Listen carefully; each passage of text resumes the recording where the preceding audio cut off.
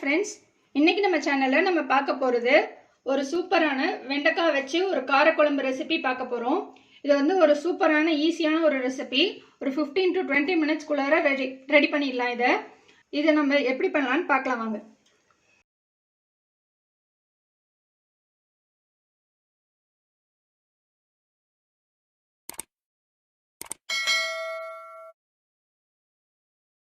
இந்த வெண்டைக்காய் காரக்குழம்பு பண்ணுறதுக்கு நம்ம ஃபஸ்ட்டு வெண்டைக்காயை வறுத்து எடுத்துக்கலாம்.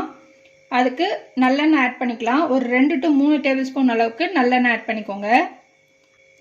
எண்ணெய் கொஞ்சம் சூடானோடனே நான் வெண்டைக்காய் இந்த அளவுக்கு ஸ்லைஸாக கட் பண்ணி வச்சுருக்கேன். ஒரு 1/4 கிலோ அளவுக்கு வெண்டைக்காய் இருக்கும். இதை அப்படியே ஆட் பண்ணிக்கலாம். ஆட் பண்ணிட்டு ஒரு 2 to 3 மினிட்ஸ் நல்லா வதக்கி எடுத்துக்கோங்க. இந்த வளவளப்பு தன்மையெல்லாம் போகிறதுக்காக தான் நம்ம இந்த மாதிரி வதக்குறோம். பாருங்கள், ஒரு 3 நிமிஷத்துக்கு அப்புறமா இந்த மாதிரி நல்லா ஃப்ரை ஆகி வந்துடுச்சு. இதுக்கு மேலே நீங்கள் ரொம்ப வதக்கணும்னு அவசியம் இல்லை. ஸ்டவ் ஆஃப் பண்ணிட்டு இதை தனியாக ஒரு பவுலில் எடுத்து வச்சிடலாம். இப்போ வெண்டைக்காய் ஃப்ரை பண்ணால் அதே எண்ணெயில் கடுகு ஒரு டீஸ்பூன் அளவுக்கு ஆட் பண்ணிக்கோங்க. கடுகு பொரியும் போது ஒரு 1/4 டீஸ்பூன் அளவுக்கு வெந்தயம் ஆட் பண்ணிக்கலாம். கூடவே காஞ்ச மிளகா ஒரு 3 காஞ்ச மிளகா, கருவேப்பிலை ஒரு கொத்து, சின்ன வெங்காயம் ஒரு 100 to 150 கிராம் அளவுக்கு சின்ன வெங்காயம், பூண்டு ஒரு 20 to 25 பல் பூண்டு, பெரிய வெங்காயம் ஒரு பெரிய சைஸ் வெங்காயத்தை இந்த மாதிரி ஃபைன் சாப் பண்ணி ஆட் பண்ணிக்கோங்க. இந்த பெரிய வெங்காயம் சின்ன வெங்காயம் ரெண்டும் சேர்ந்து போடும் போது நல்லா இந்த குழம்பு டெக்ஸ்சர் நல்லா கிடைக்கும். அதுக்காக தான் நம்ம ரெண்டுமே கலந்து ஆட் பண்ணுறோம். இப்போ இது நல்லா ஒரு 2 to 3 நிமிஷம் நல்லா வதக்கிக்கோங்க. இப்போ பாருங்கள், வெங்காயம் ஒரு 60% அளவுக்கு வதங்கிடுச்சு. இந்த டைமில் நம்ம 2 பெரிய சைஸ் தக்காளியை இந்த மாதிரி ஃபைன் சாப் பண்ணி ஆட் பண்ணிக்கலாம். இந்த தக்காளி வதங்கிட்டு இருக்கும் போது இந்த டிஷ்க்கு தேவையான அளவுக்கு உப்பு ஆட் பண்ணிக்கலாம். நீங்கள் தக்காளி வந்து பேஸ்ட் பண்ணியும் ஆட் பண்ணிக்கலாம். பாருங்கள், தக்காளி நல்லா வதங்கிடுச்சு. இந்த டைமில் நம்ம மஞ்சள் தூள் ஒரு டீஸ்பூன் ஆட் பண்ணிக்கலாம். மிளகாய் தூள் 1 டீஸ்பூன், மல்லித்தூள் 2 டீஸ்பூன், இது எல்லாமே ஆட் பண்ணிட்டு நல்லா மிக்ஸ் பண்ணிடுங்க. இந்த மிளகாய்த்தூள் மல்லித்தூளுக்கு பதிலாக உங்கள்கிட்ட குழம்பு தூள் இருந்ததுன்னா நீங்கள் அதை ஆட் பண்ணிக்கலாம். 2 டேபிள் ஸ்பூன் அளவுக்கு ஆட் பண்ணிக்கோங்க, கரெக்டாக இருக்கும். இந்த மசாலாலாம் சேர்த்து நல்லா 2 நிமிஷம் நல்லா வதக்கியாச்சு.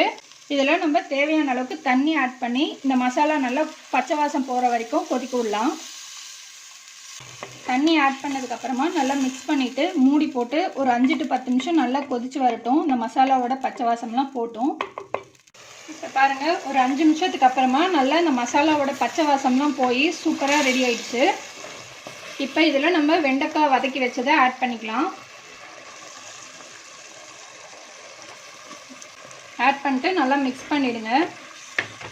ஒரு சின்ன லெமன் சைஸ் புளியை கரைச்சி ஆட் பண்ணியிருக்கிறோம். கூடவே ஒரு 1/4 லிட்டர் அளவுக்கு தண்ணி ஆட் பண்ணிக்கலாம். இதெல்லாமே சேர்ந்து நல்லா மிக்ஸ் பண்ணிவிட்டு நல்லா ஒரு கொதி வரட்டும்.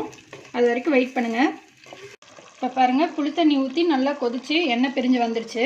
இந்த டைமில் நம்ம பெருங்காயம் 1 டீஸ்பூன் அளவுக்கு ஆட் பண்ணிக்கலாம். கொத்தமல்லி தழை கொஞ்சமாக ஆட் பண்ணிக்கலாம். ஆட் பண்ணி நல்லா மிக்ஸ் பண்ணிடுங்க.